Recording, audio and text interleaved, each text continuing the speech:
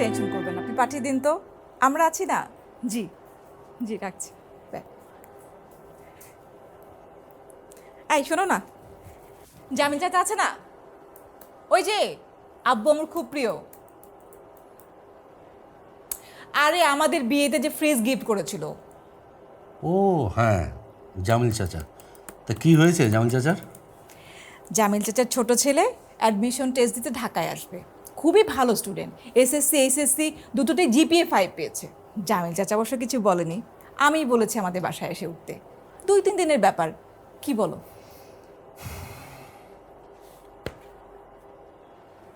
আমি আর কি বলবো, সব কথা তো তুমিই বলে দিয়েছো। আমি ভাবছি ছেলেটা থাকবে কোথায়। কেন, অর্ণবের রুমে। অর্ণবের রুমে এই সময় থাকাটা কি ঠিক হবে? আর তাছাড়া আম্মাই বা ব্যাপারটা কিভাবে নেবেন? আম্মা তো মাঝে মাঝেই ওই অর্ণবের ঘরে যেয়ে বসেন। তুমি আম্মার মতো কথা বলছো কেন? আম্মা কি চাইলেই অর্ণবের রুমটাকে জাদুঘর বানিয়ে রাখতে পারবে? কদিন পর তোমার বাচ্চা হবে, বাচ্চা বড় হলে একটা রুম লাগবে, অর্ণবের রুমটা এমনি এমনি ফেলে রাখা যাবে? ঠিক আছে, আমি জামিল চাচাকে নিষেধ করে দিচ্ছি, আমার তো কোনো দরকার নেই মানুষের উপকার করার, আমার কি ঠাকা পড়েছে। আহা, বসো তো, রাখছো কেন? আসতে বলো, আমি আম্মাকে বুঝিয়ে বলবো। এতক্ষণ পর্যন্ত যা যা শুনলেন তা আপনার মৃত্যুর 40-42 দিনের ঘটনা, আর গতকাল পর্যন্ত যা যা ঘটছে তা আমি এখন বলছি।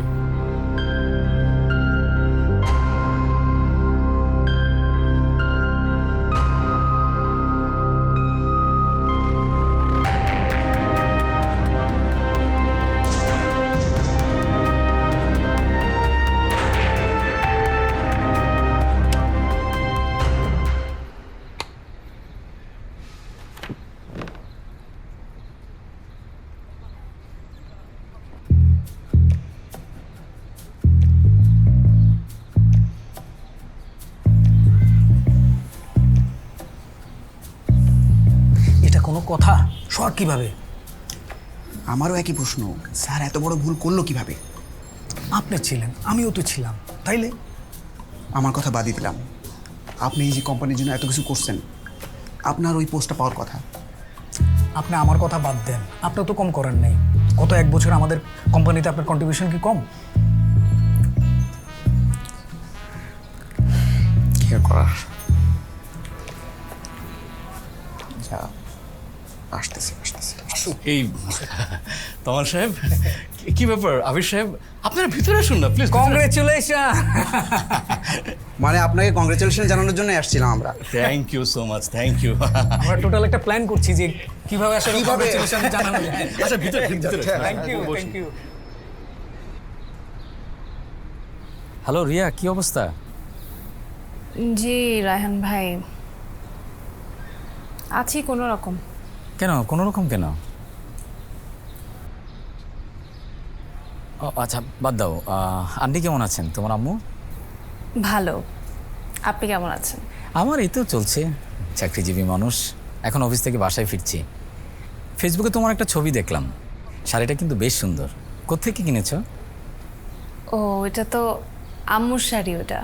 খুব চমৎকার শাড়ি। জি আচ্ছা রিয়া, বেডটের হও না? না, শুধু অফিসে যাই, তেমন কোথাও যাওয়া হয় না। বের হও একদিন। দেখি। রিয়া, আমি বুঝতে পারছি তোমার মনটা বেশ খারাপ, মন খারাপ থাকাই স্বাভাবিক, কিন্তু এভাবে মন খারাপ করে থাকলে তো আর জীবন চলবে না। একদিন বের হও, আমরা বসি। আমার বন্ধু আমাদের ছেড়ে চলে গেছে, আমরা তো আছি। আম্মা, আব্বা কি রুমে? হ্যাঁ। তা আপনি কি খাওয়া দাওয়া করেছেন? করেছি বাবা, তুই অফিস থেকে এসে খেয়েছিস? হ্যাঁ খেয়েছি।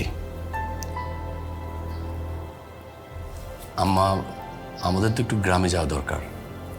হ্যাঁ, তোর আব্বা কদিন ধরে বলছিলেন বাড়িতে গিয়ে আত্মীয় স্বজন সবাইকে নিয়ে অর্ণবের জন্যে একটু মিলাদ পড়ানো, দোয়া খায়ের করা।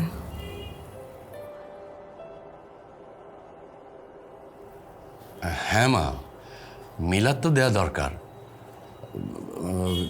তাছাড়া ওই জায়গা জমির বিষয়টাও ফয়সালা করা দরকার। আম্মা, আপনি তো জানেন বড় আপার শ্বশুরবাড়ির লোকজন কেমন। তারা বড় আপার মাথায় ঢুকিয়ে দেবে যে অর্ণবের সম্পত্তিতে বড় আপার ভাগ আছে, আর তারপর বড় আপা ক্যাট ক্যাট শুরু করবে। তার আগে জমি জমার ফয়সালাটা হয়ে যাওয়া ভালো না? তুমি কি সব বলছো? বড় আপা ক্যাটকাট কেন করবে? আর সম্পত্তির ভাগই বা কেন চাইবে? আব্বা মা তো আমাদের কাছেই থাকবে, আমরাই তো আব্বা আমাকে দেখে রাখবো, তাই না? তোর বড়াপা কি তোকে কিছু বলেছে? না। তাহলে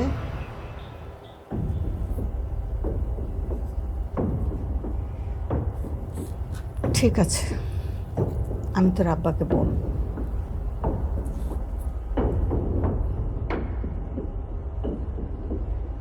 খারাপ লাগছে? ভাবতে পারিনি এমন কিছু হতে পারে, তাই না? কিন্তু এটাই সত্যি, এটাই বাস্তবতা। বাস্তবতা অনেক ভয়ঙ্কর। বাস্তবতাকে আমরা মানতে পারি না, তাই আমরা পালিয়ে বেড়াই। নাও দ্য বেস্ট পার্ট, আপনার চলে যাওয়া একজন মানুষকে একদম দুর্বল করে ফেলেছে। উনি আর আগের মতো সোজা হয়ে হাঁটেন না, শরীরটা একদম ভেঙে পড়েছে, কুঁজো হয়ে গেছে মানুষটা। হ্যাঁ, উনি আপনার বাবা,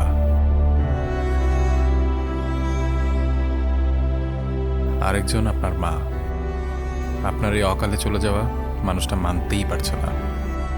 এই যে ৭০-৭২ দিনের একটা সময়, এই সময়ের মধ্যে এমন একটা দিন নেই যে উনি কান্না করেননি। ওনাকে সারা বাড়ি খুঁজে পাওয়া না গেলে ধরে নিতে হবে উনি হয়তো আপনার রুমে কাপড়গুলো গোছাচ্ছে, নাহলে হয়তো আপনার পুরস্কারের পাওয়া কাপটা মুছে রাখছে। সময়ের সাথে সাথে সব কিছু স্বাভাবিক হয়ে গেলেও ওনারা দুজন এখনো স্বাভাবিক হতে পারেননি। আসলে মা বাবার ভালোবাসার সাথে না কোনো কিছু তুলনাই করা যায় না। আমি নিশ্চিত ওনারা এখন প্রহর গুনছেন কখন সময় হবে ছেলের কাছে যাওয়ার।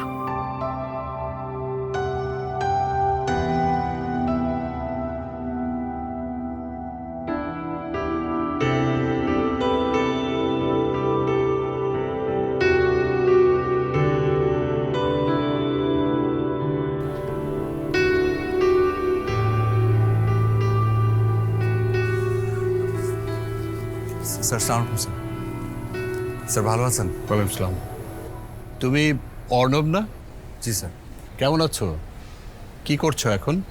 চাকরি বাকরি কিছু করছো? স্যার রিসেন্টলি একটা জায়গায় জয়েন করেছি স্যার। আসসালামু আলাইকুম। আছেন কিছুক্ষণ স্যার? হ্যাঁ, আমি কিছুক্ষণ থাকবো। তাহলে আমি স্যার একটু আসি, আমার একটু সকালে যশোর যেতে হবে তো। আচ্ছা ঠিক আছে। জীবন আসলে কারো জন্য থেমে থাকে না। যতক্ষণ জীবন আছে ততক্ষণ বেঁচে থাকা। দেখেছো তোমার কামাল স্যারের বাসায় সবাই কেমন যার যার নিজের কাজে চলে যাচ্ছে, কান্নার শব্দটাও কমে এসেছে। জি স্যার। মানুষ মরে গেলেই লাশ, নামটা ধরেও কেউ আর ডাকে না। লাশকে গোসল করাও, সবাই লাশকে দেখতে আসো, লাশকে কবরে নিয়ে যাও। কেউ আর বলে না কামালকে দেখতে আসো, কামালকে গোসল করাও, কামালকে নিয়ে যাও। একজন মানুষ যতক্ষণ বেঁচে থাকে ততক্ষণই ম্যাটার করে। মরে গেলেই সব শেষ, সবাই ভুলে যায়, কেউ মনে রাখে না।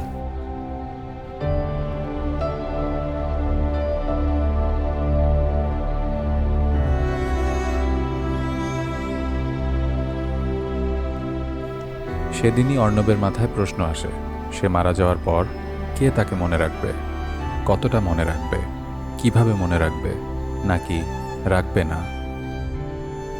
এবং সে ভাবতে থাকে কিভাবে তার এই প্রশ্নোত্তর খুঁজে বের করা যায়। শোন,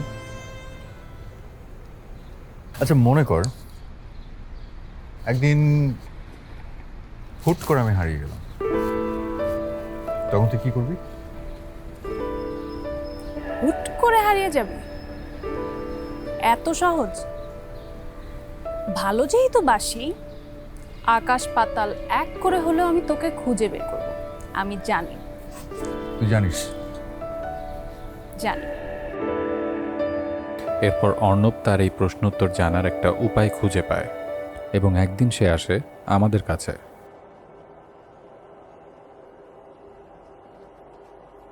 সরি, রিহার্সেলে ছিলাম। আপনি অর্ণব? জি। চা কফি কিছু দিতে বলি? না ঠিক আছে, অন্য কোনো দিন। আচ্ছা বলেন, কিভাবে আপনাকে হেল্প করতে পারি?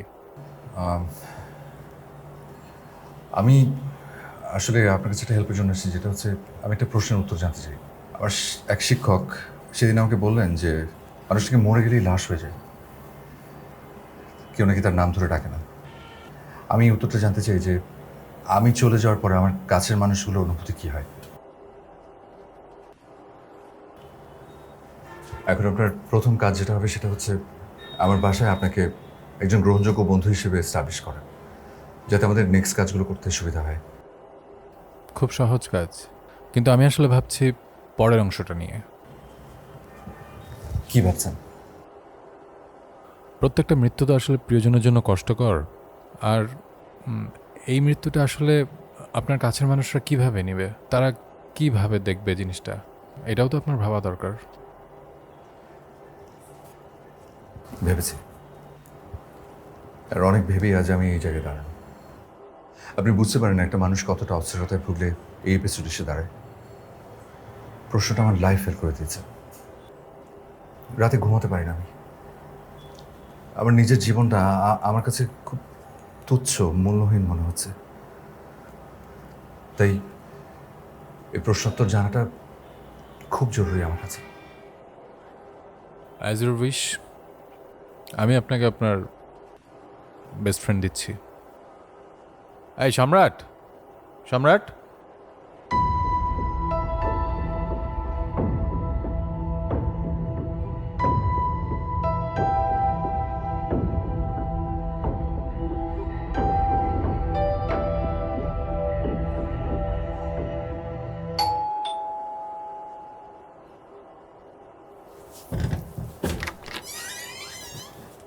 দোস্ত আমার একটু দাঁড়াও, ওই পরিচয় করে দিই। আমার আমার বন্ধু, এটা খুবই ক্লোজ একটা ফ্রেন্ড।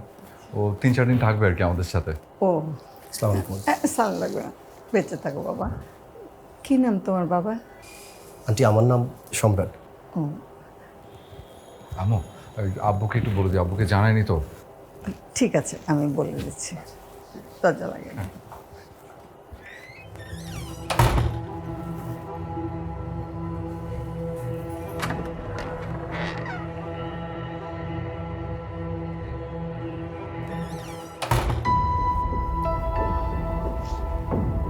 আসো, চা খাও। না না, হ্যাঁ আমি চা খাবো। খাও, তোমরা চা খাও। আন্টি, আপনি কোনো চিন্তা করবেন না, আমি ওর সাথে যাচ্ছি। ওকেও দেখে রাখবো, ওর সব কিছু দেখে রাখবো, ওর খাবার দাবারও দেখে রাখবো। চল।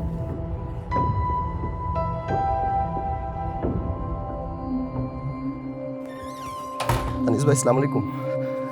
আনিস ভাই, আমি সম্রাট বলছিলাম। আনিস ভাই, আনিস ভাই, একটা অ্যাক্সিডেন্ট হয়ে গেছে। আনিস ভাই, আনিস ভাই, অর্ণব লঞ্চ থেকে পড়ে গেছে। আনিস ভাই আমার সাথে ছিল, আমি খেয়াল করিনি। আনিস ভাই, আনিস ভাই, আমি আমি আমি আমি সাথেই ছিলাম। এটা কি করে হলো আমি জানি না। আনিস ভাই, সরি আনিস ভাই, আমি বুঝতেছি না কি করবো।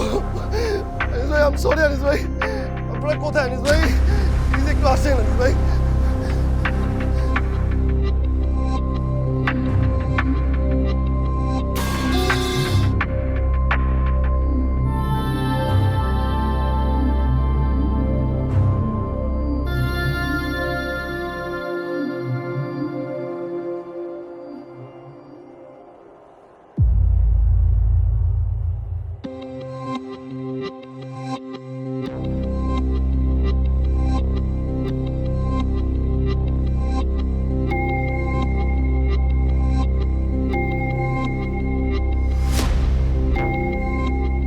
বাড়িতে দুর্ঘটনার খবর দেওয়ার পর অর্ণব চলে যায় অনেক দূরে, যেন কেউ তাকে খুঁজে না পায়। এদিকে তার পরিবার ধরে নেয় অর্ণব আর নেই।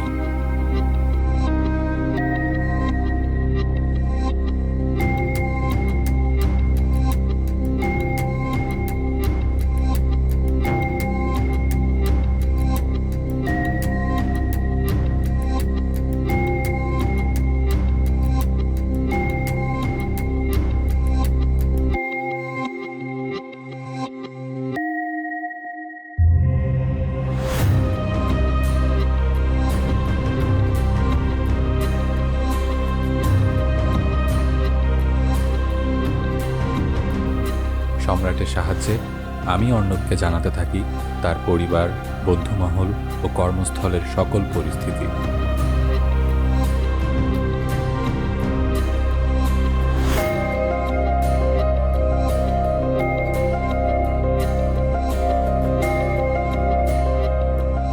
কি ভাবছেন অর্ণব? শুরুতে বাবা মা সন্তানকে জীবন দেয়, তারপর তার পেছনে সারাটা জীবন দিয়ে দেয়। আর জীবন দিয়ে যারা ভালোবাসতে পারে, সন্তান জীবিত না থাকলে কেবল তারাই ভালোবেসে যেতে পারে। শুধুমাত্র বাবা মাই আনকন্ডিশনালি ভালোবাসে, অন্যরাও বাসে কোনো না কোনো বিনিময়ের কারণে, শর্তে, প্রয়োজনে। So stop expecting. আপনি কি আপনার প্রশ্নের উত্তর পেয়েছেন? আপনি অনেক বোকা অর্ণব। সোজা একটা প্রশ্নের উত্তর জানার জন্য আপনাকে এত কিছু করতে হলো। No love is greater than mother's love and no care is greater than father's care. তাও ভালো আপনি আপনার প্রশ্নের উত্তরটা জানতে পেরেছেন তাদের মৃত্যুর আগে। কিন্তু বেশিরভাগ সন্তানই মা বাবার ভালোবাসা বুঝতে পারে তাদের চলে যাওয়ার পর।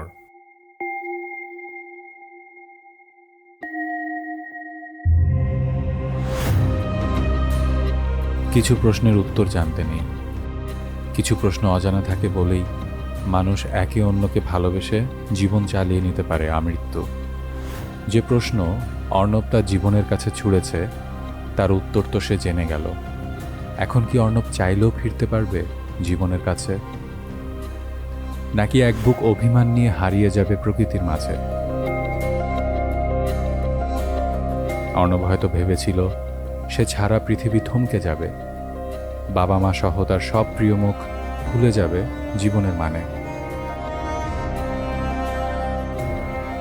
অর্ণব যেটা জানতো না সেটা হলো জীবন গতিশীল। বেঁচে থাকার জন্য আমাদের প্রতিনিয়ত জীবন চালিয়ে নিতে হয় জীবনের নিয়মে। একমাত্র বাবা মায়ের কাছেই জীবন থমকে দাঁড়ায়। অর্ণব কি ফিরে যাবে তার প্রিয় মুখগুলোর কাছে, নাকি অভিমান নিয়ে হারিয়ে যাবে এই প্রকৃতিতে? এই প্রশ্নোত্তর অসমাপ্ত থেকে যাক, কারণ কিছু প্রশ্নের উত্তর জানতে নেই। কিছু প্রশ্নের উত্তর জেনে গেলে জীবন থমকে যায়।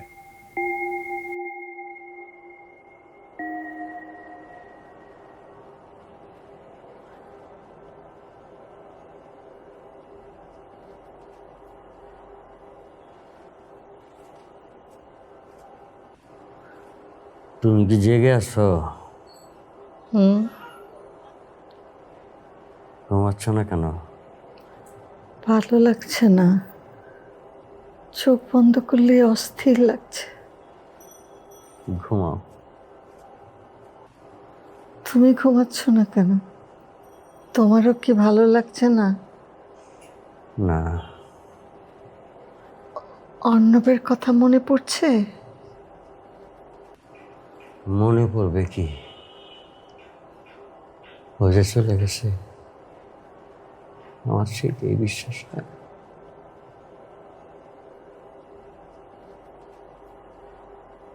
জানো, আমারও মাঝে মাঝে মনে হয় ও বেঁচে আছে।